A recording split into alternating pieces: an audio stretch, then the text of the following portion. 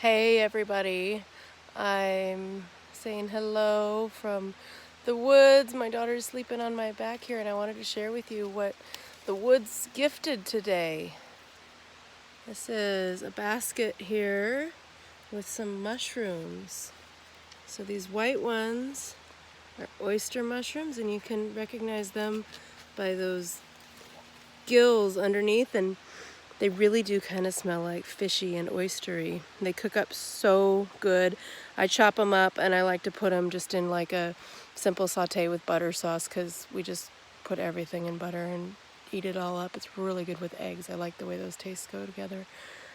Also got some turkey tails here, which look, they're like stripy like a turkey tail.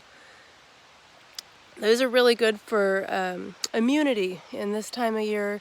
It's the beginning of October. I'm starting to collect things like mushrooms of all kinds that are going to really boost my system and my families, and especially my kiddos, to get through the winter and really fight off things naturally, which is what we used to do when we got plenty of sunlight and exercise and good fats in our diet. And so returning to those things is so very important, and mushrooms is part of that defense for us in the winter.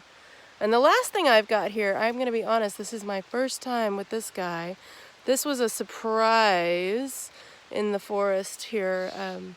Have not seen bullets here before, but we had kind of an unseasonably warm and rainy couple of weeks here as fall has begun, and they've popped up everywhere. So we're going to be trying those here.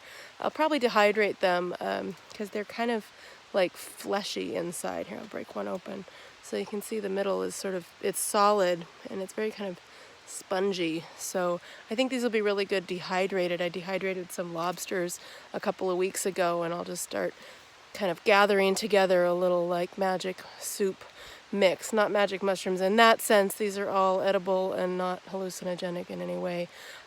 With mushrooms, again, it's like always super important to check your ID. I say in those bullets, that's the first time I've seen them out here, so I, like in person, someone identified them, and then I looked them up in a book, and then I sent some pictures to a friend who's got more experience than I do. It's really just about finding whatever point you feel comfortable and safe where you've like established a relationship with this organism. Plants, not actually the right word here, mushroom being fungi, but with the spirit of the entity. It's not even, I don't even know what you call it. It's the spirit, just the spirit of the thing. I was thinking about this the other day as I was harvesting some burdock, and I'll do another video about burdock and share that with you.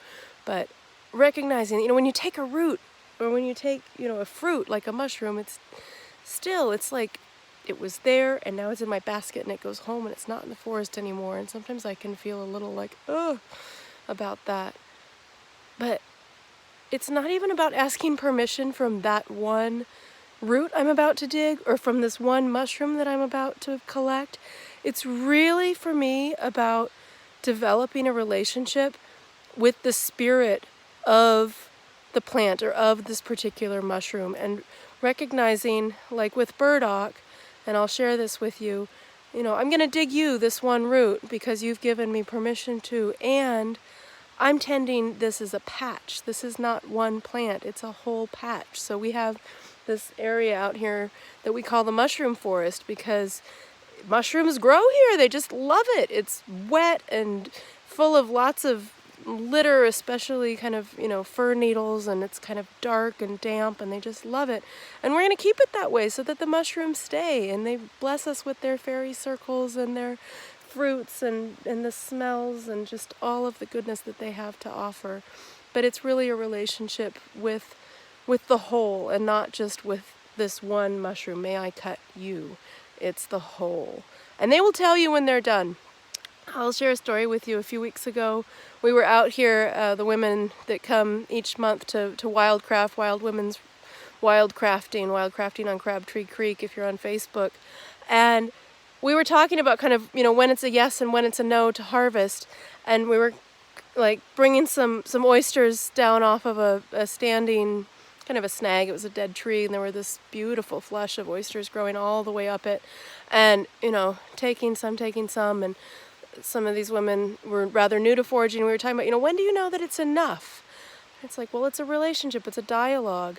And, I said something, I was like, oh, I think that's probably just about enough.